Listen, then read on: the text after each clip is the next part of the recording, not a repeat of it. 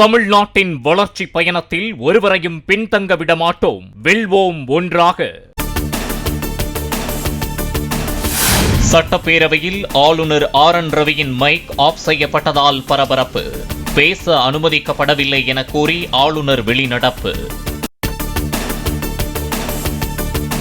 தனது மைக்கை ஆஃப் செய்துவிட்டு சபாநாயகர் பேசிக் கொண்டிருந்தது அதிர்ச்சி அளிக்கிறது. சட்டப்பேரவையில் தன்னை அவமதித்து விட்டதாக கூறி வெளியேறினார் ஆளுநர் ஆர்.என். ரவி. சட்டப்பேரவையின் மாண்பு, மரபு மற்றும் பாரம்பரியத்தை அவமதித்து விட்டார் ஆளுநர் ஆர்.என். ரவி. இந்திய அரசியல் அமைப்பு சட்டத்தை மீறி ஆளுநர் செயல்பட்டுள்ளதாகவும் முதலமைச்சர் மு.க. ஸ்டாலின் குற்றச்சாட்டு. மாண்புமிகு ஆளுநர் அவர்கள் வேண்டுமென்றே அரசமைப்பு சட்டத்தை மீறிய ஒரு செயலை செய்துள்ளார்.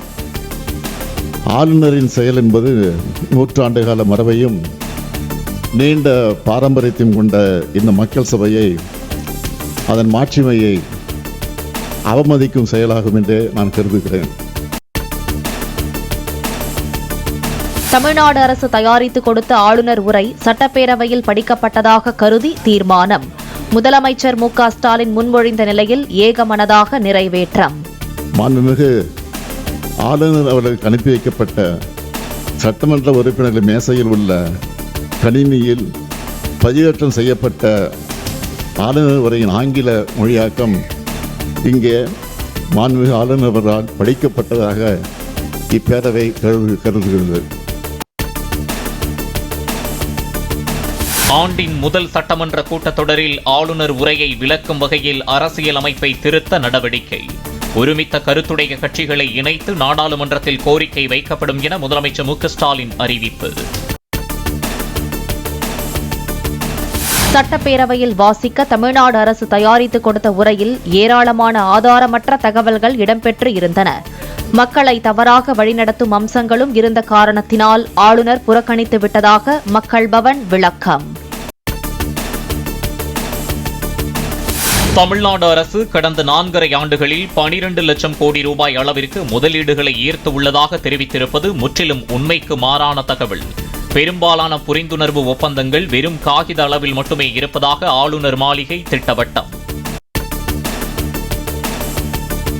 முதலீடு தொடர்பான தகவல்கள் மூலம் முதலீட்டாளர்கள் தமிழ்நாட்டின் மீது ஆர்வமாக இல்லை என்பது உறுதியாகிறது.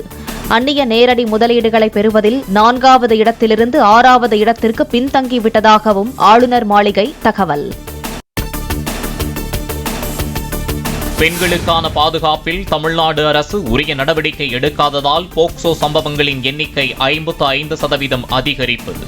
பெண்களுக்கு எதிரான பாலியல் குற்றங்களின் எண்ணிக்கை 33% உயர்ந்துள்ளதாகவும் ஆளுநர் மாளிகை குற்றச்சாட்டு. தமிழ்நாட்டில் போதைப்பொருள் பழக்கத்தால் ஒரே ஆண்டில் 2000 இளைஞர்கள் தற்கொலை என ஆளுநர் மாளிகை தகவல். பள்ளி மாணவர்கள் மத்தியில் போதைப் பொருளை ஒழிப்பது தொடர்பாக தமிழக அரசு தயாரித்து கொடுத்த உரையில் எதுவும் இல்லை எனவும் சாடல். தமிழ்நாட்டில் ஒரு நாளைக்கு சராசரியாக 65 பேர் என ஒரே ஆண்டில் 20,000 பேர் தற்கொலை. இந்தியாவின் தற்கொலை தலைநகராக தமிழ்நாடு மாறியுள்ளது குறித்து தமிழக அரசின் உரையில் எதுவும் இல்லை என ஆளுநர் தகவல். சென்னை வேளச்சேரியில் செப்டோ நிறுவன ஊழியர் பட்டா கத்தியால் வெட்டப்பட்ட சம்பவத்திற்கு எதிர்க்கட்சித் தலைவர் எடப்பாடி பழனிசாமி கண்டனம். இன்னும் எத்தனை முறை இதுபோன்ற கொடூரமான காட்சிகளை தமிழக மக்கள் காண வேண்டும் என கேள்வி. தினம்தோறும் அதிவேகத்தில் உயர்ந்து புதிய உச்சம் தொடும் ஆபரண தங்கத்தின் விலை சவரனுக்கு 1280 ரூபாய் உயர்ந்து 1,08,880 ரூபாய்க்கு விற்பனை.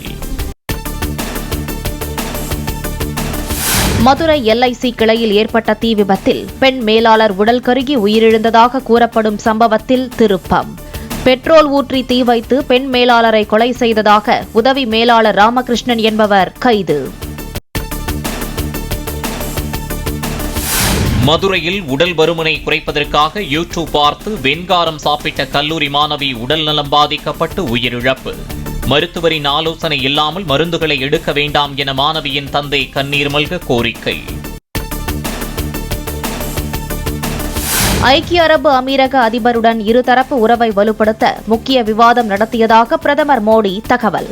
தனது அழைப்பை ஏற்று சில மணி நேர பயணமாக ஷேக் முகமது டெல்லி வந்தது தன்னை நெகிழ்ச்சியடைய செய்ததாக வலைப்பதிவு. ஐக்கிய அரபு அமீரகத்திடம் ஆண்டுதோறும் இந்தியா 5 லட்சம் டன் திரவ இயற்கை எரிவாயு கொள்முதல் செய்ய ஒப்பந்தம் கையெழுத்து. 2032க்குள் இரு நாட்டு வர்த்தகத்தை $200 பில்லியன் உயர்த்தவும் மோடி ஷேக் முகமது பேச்சுவார்த்தையின் போது இலக்கு நிர்ணயம். இந்தியாவுக்கு வந்த 1.25 மணி நேரத்தில் மீண்டும் அபுதாபி புறப்பட்ட அமீரக அதிபர்.